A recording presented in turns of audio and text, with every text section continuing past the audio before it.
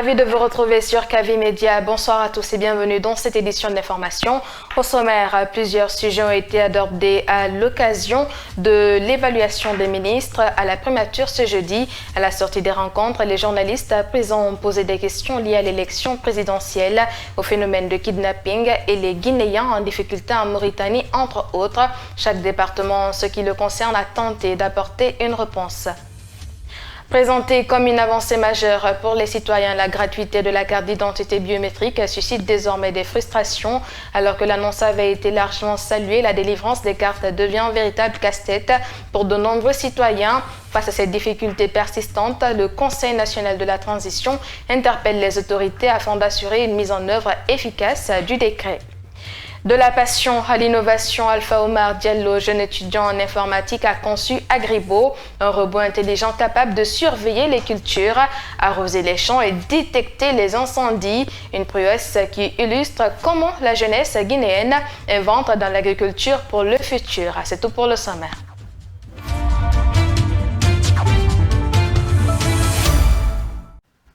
Le MATD rassure des dispositions prises pour la tenue de l'élection présidentielle du 28 décembre 2025.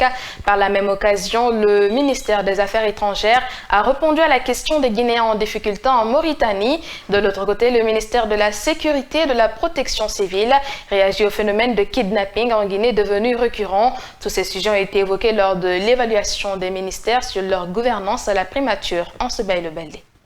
C'est le secrétaire général au nom du ministère de l'administration du territoire et de la décentralisation qui rassure le peuple de Guinée sur les dispositions prises pour la bonne organisation de l'élection présidentielle du 28 décembre 2025.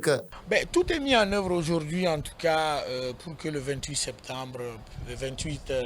décembre puisse se réaliser, que l'élection dont le décret a été pris par le président de la République, soit tenu à cette date. Toutes les conditions sont remplies. Nous pouvons rassurer aujourd'hui, au nom de M. le ministre de l'administration du territoire, tout le peuple de Guinée, que le 28 décembre sera respecté et que l'élection se tiendra bel et bien à cette date. Depuis quelques jours, plusieurs familles de Bonfiport s'inquiètent des difficultés de certains membres bloqués en Mauritanie sur le chemin de la clandestinité. Interrogée sur le sujet, la chef de cabinet du ministère des Affaires étrangères, de l'intégration africaine et des Guinéens établis à l'étranger a répondu en ces termes. Quand il y a des situations comme ça en conflit, il faut aussi respecter les procédures judiciaires, il faut respecter aussi les démarches, les process.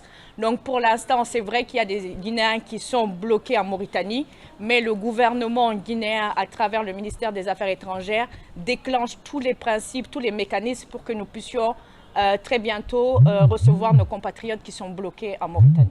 Merci, un autre sujet évoqué par la même occasion, c'est le phénomène de kidnapping qui prend de l'ampleur en Guinée. Le chef de cabinet du ministère de la Sécurité et de la Protection civile tente de rassurer. Le délinquant cherche toujours une opportunité pour commettre son crime. Donc même aux États-Unis, il y a des enlèvements et puis aussi même il y a des tirs à l'arme aux États-Unis. Donc les pays qui sont censés être beaucoup plus sécurisés. Mais les services de police que je connais, la protection civile, ils s'investissent moralement, physiquement, techniquement pour réduire le taux de criminalité en République de Guinée. Tous ont été interrogés à l'occasion de la première journée de l'évaluation des départements ministériels à la primature. Le ministère du Budget était parmi les départements évalués ce jeudi à la primature pour l'exécution des dépenses et la mobilisation des recettes pour 2025. La délégation dirigée par le secrétaire général du dit département a quitté le Palais de la Colombe avec satisfaction. L'on évoque 85% d'activités réalisées jusqu'à date. Tierno Amadouba est au micro dans ce bel Baldé. Et dans ce sens, que ce soit à la Direction générale des douanes, que ce soit à la Direction générale des impôts, que ce soit au niveau même de l'unité politique, des politiques fiscales de la direction du Bureau de stratégie et de développement, ces réformes avancent très bien et elles participent à mobiliser les ressources que vous connaissez aujourd'hui. Monsieur le ministre du Budget l'a dit de façon très claire la dernière fois au CNT lors de l'adoption de la loi des finances rectificatives. Donc aujourd'hui les résultats sont très satisfaisants. Je peux vous révéler qu'à date, on est à 98% de nos objectifs fixés en loi de finances, en termes de mobilisation de recettes. Et de façon globale, on est à 85% de nos objectifs en termes de réalisation d'activités, ce qui est quelque chose d'important et nous sommes sûrs que d'ici la fin de l'année, les 15% aussi vont être obtenus. Donc, on ne va pas relâcher, maximiser la mobilisation des ressources, qualifier la dépense publique, ce sont des objectifs phares qui passent par des réformes structurelles, qui passent par la digitalisation, qui passent par le renforcement des capacités du personnel et les équipements de nos structures. Je vous l'annonçais au sommaire, la gratuité de la carte d'identité biométrique est instaurée par un décret présidentiel depuis le mois de février 2025. L'application sur le terrain a commencé au mois d'avril sur toute l'étendue du territoire national. Cette nouvelle avait ravi plus d'un, mais aujourd'hui, le retrait devient un véritable problème pour les citoyens. Cette situation a poussé le Conseil national de la transition à alerter les autorités concernées pour l'application efficace du dit décret. Mohamed Lamine Dafé. Le retard accusé de la délivrance des cartes d'identité biométriques rendues gratuites par le président de la transition ne passe pas sous silence au Conseil national de la transition. Le représentant du peuple appelle les départements concernés à prendre les mesures dans ce sens. Conformément au décret D 2025-021 PRG CNRD SGG du 2 février 2025, la délivrance de la carte nationale d'identité biométrique est rendue gratuite pour tous les citoyens à la première demande. Malgré cette disposition, et bien que la présidence de la République prenne entièrement en charge les coûts y afférents, on constate que cette disposition n'est pas appliquée dans les faits sur le terrain. Par ailleurs, les délais de délivrance sont considérablement allongés, atteignant parfois plusieurs mois. Le CNT recommande au gouvernement, par l'entremise de Monsieur le ministre de la Sécurité et de la Protection civile, de prendre les mesures appropriées pour assurer l'application stricte du dit décret sur toute l'étendue du territoire national. Dans les quartiers de la capitale Conakry, ils sont nombreux, ces citoyens qui dénoncent la lenteur ou l'impossibilité de récupérer ce document ultra important dans la vie citoyenne des êtres humains. C'est le cas de Michel Ouamouno et Moussa Dramé. Ces deux ont chacun engagé le processus de la carte d'identité biométrique depuis plusieurs mois maintenant, avec tous les documents y afférents dans un commissariat de Conakry. Mais jusqu'à ce jour, aucun d'eux n'a encore pu recevoir sa carte. J'ai déposé la mienne il y a très longtemps. Jusqu'à présent, je n'arrive pas à l'obtenir. À chaque fois que je passe ou à chaque fois que j'appelle, on me dit qu'il y a un problème de connexion. Et jusqu'à date, je n'ai pas encore. Et ça doit faire maintenant plus d'un mois que je ne suis pas entré en possession de ma carte. Je n'ai nulle part, c'est au commissariat de Kipé, à la rentrée juste de Prima là-bas. C'est là-bas que j'ai répondu à toutes les démarches. Tout ce qu'ils ont demandé comme pièces, j'ai fourni toutes ces pièces-là. Mais mon frère, jusqu'à présent, je n'ai pas encore reçu ma carte. Quand je vais, soit on me dit qu'il n'y a pas de réseau, ou s'il y a le réseau, on me dit ta carte n'est pas encore arrivée. Je ne sais pas comment ils font cette sélection pour quelqu'un qui a déposé pendant combien de mois, jusqu'ici il n'y a pas de suite. Avec cette lenteur incompréhensible dans la délivrance des cartes d'identité biométriques, plusieurs citoyens sont privés de la carte d'identité biométrique depuis qu'elle est devenue gratuite. Cacophonie au sein du mouvement syndical guinéen. Dans une déclaration rendue publique ce vendredi, la Fédération syndicale professionnelle de l'éducation se désolidarise de la décision de l'USTG appelant à surseoir à toute grève jusqu'en janvier prochain. Pour les responsables de la FSPE, cette volonté pourrait fragiliser les négociations entamées avec le gouvernement dans le cadre de la signature du statut particulier de l'éducation. Bangali Camara. Dans sa déclaration, la Fédération syndicale professionnelle de l'éducation n'approuve pas le contenu de la note circulaire émise par l'USTG. La FSPE se désolidarise d'ailleurs de cette décision qui, pour les responsables, met en doute la moralité des structures syndicales de l'éducation affiliées. À cet effet, nous prenons acte et signifions notre désolidarisation du contenu de ce courrier qui met en jeu la moralité des structures de l'éducation affiliées à elle, notamment le syndicat libre des enseignants-chercheurs de Guinée, SLEG, et le syndicat national de l'éducation, SNE. Toutefois, la FSPE affiche sa détermination et appelle ses membres à resserrer les rangs jusqu'à la satisfaction des points de revendication dans les négociations gouvernement et l'intersyndicale. Camarades syndicalistes, c'est le lieu et place de resserrer les rangs car ce moment est crucial et propice pour voir le bout du tunnel.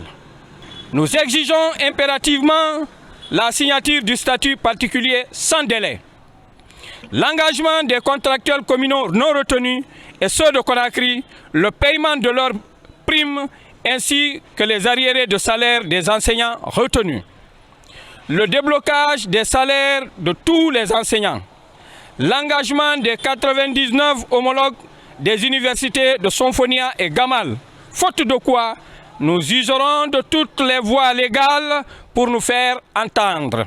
Des enseignants qui se reconnaissent à la Fédération syndicale professionnelle de l'éducation FSPE étaient tous présents à cette rencontre ce vendredi, notamment les contractuels communaux non retenus, les retenus et les homologues des universités. Tous adhèrent à la vision de la FSPE.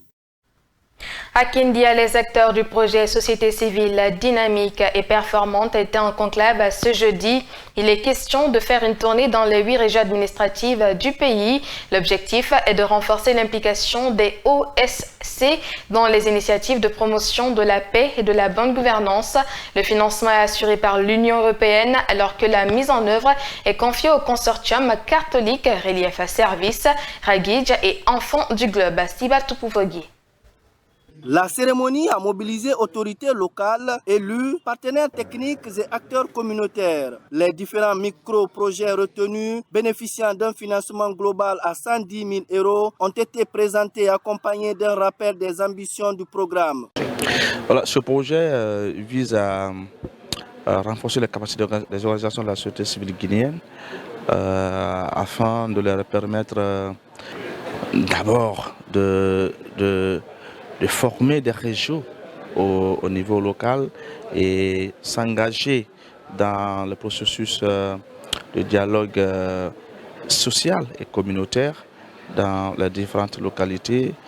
Cette rencontre visait également à renforcer la visibilité institutionnelle du projet Socitype, encourager les parties prenantes et offrir un accompagnement technique aux ESC bénéficiaires. Les autorités locales, représentées notamment par le président de la délégation spéciale de Frigagbe et par le représentant du gouverneur, ont salué l'initiative. Les consortiums d'OSC bénéficiaires ont à leur tour détaillé les 3 guichets de financement obtenus qui portent sur la prévention des conflits, l'autonomisation des femmes et la sensibilisation en milieu scolaire. Aujourd'hui, notre objectif est clair, présenter les finalités, les résultats attendus, ainsi que la stratégie de mise en œuvre afin d'assurer une appropriation effective des parties prenantes et de mobiliser l'ensemble des acteurs autour du succès de ces initiatives. Le consortium CRS, Razgi, Enfants du Globe, rappelle que ces subventions s'inscrivent dans un processus national ayant permis de renforcer les capacités de plus de 100 OSC et de sélectionner 28 projets avec l'objectif d'en financer 12 de plus pour atteindre 40 micro-projets. Et nous avons l'ambition d'en financer très prochainement 12 autres projets pour atteindre notre objectif de 40 micro-projets. À Kindia, les autorités ont officiellement donné le coup d'envoi de la mise en œuvre des micro-projets, appelant à une collaboration exemplaire pour transformer ces initiatives en actions concrètes au profit des communautés. Le vol à l'arraché des objets de valeur des citoyens par des individus se trouvant souvent sur les motos est devenu un phénomène récurrent à Conakry, souvent attribué aux conducteurs de mototaxis. Pour en savoir davantage sur ce phénomène, Moussa Kamara et Mohamed Lamine Dafé sont allés à la rencontre des syndicats des conducteurs de mototaxis. Suivez leur reportage. Ces derniers temps à Conakry, le vol à l'arraché des objets de valeur des citoyens par des individus se trouvant sur des motos, souvent attribuées aux mototaxis, est devenue monnaie courante.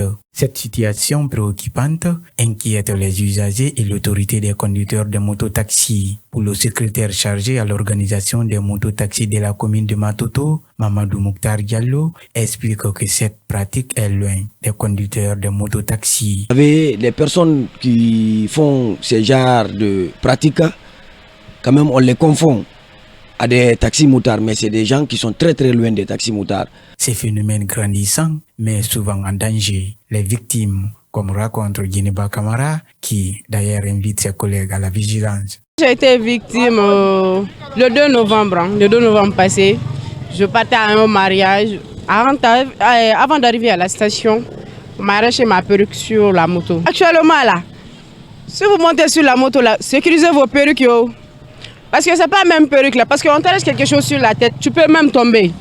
Et que Dieu nous en garde. Si une voiture vient et puis il te tape là, ça va être... Il y aura même plus question de perruque là-bas. Pour mettre fin à ces fléaux, Mamadou Mouktar Diallo appelle les usagers à prêter attention aux identifiants des motards et demande à l'État de s'impliquer en commun accord avec les syndicats. Tous les conducteurs sont dotés de gilets. Quand les passagers veulent monter sur une moto, il faut bien vérifier le gilet de la personne et regarder le numéro d'ordre qui est sur le gilet. Ça te permet à identifier la personne en cas de problème. L'implication de l'État en rapport avec les syndicats pour identifier tout détenteur de motos. Pour ces syndicats, l'éradication de cette pratique malsaine passe par l'union sacrée des motards, des usagers et des autorités compétentes. Il a une passion folle pour la robotique et se donne du temps à concevoir et fabriquer des solutions de futur. Alpha Omar Diallo est un jeune étudiant en informatique. Après plusieurs tentatives, il a fabriqué un robot intelligent qu'il a nommé Agribo. Sa spécialité, aider les agriculteurs dans l'arrosage et la détection des incendies. Mamadou Tanoba est allé à sa rencontre.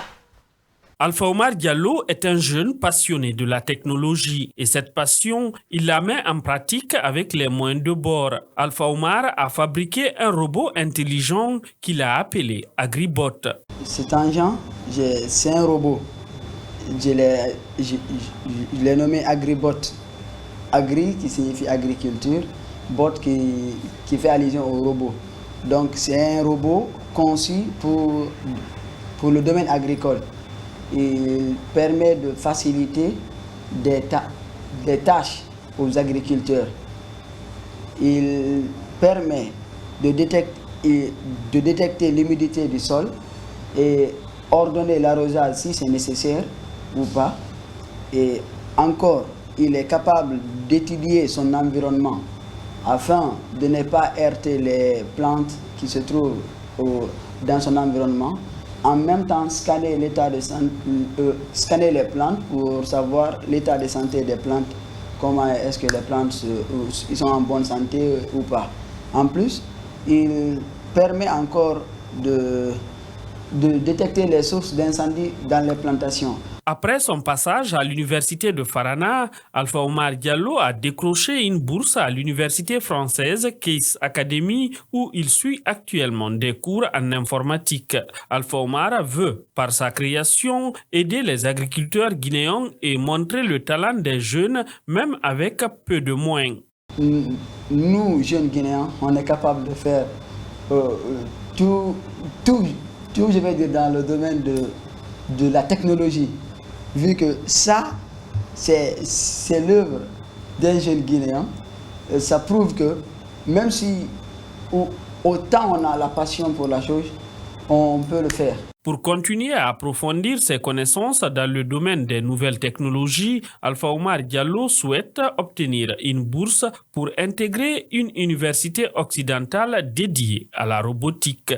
La première des choses dont je cherche d'abord, c'est avoir un centre ou être dans une institution dédiée vraiment à la robotique dans laquelle je peux booster mes compétences.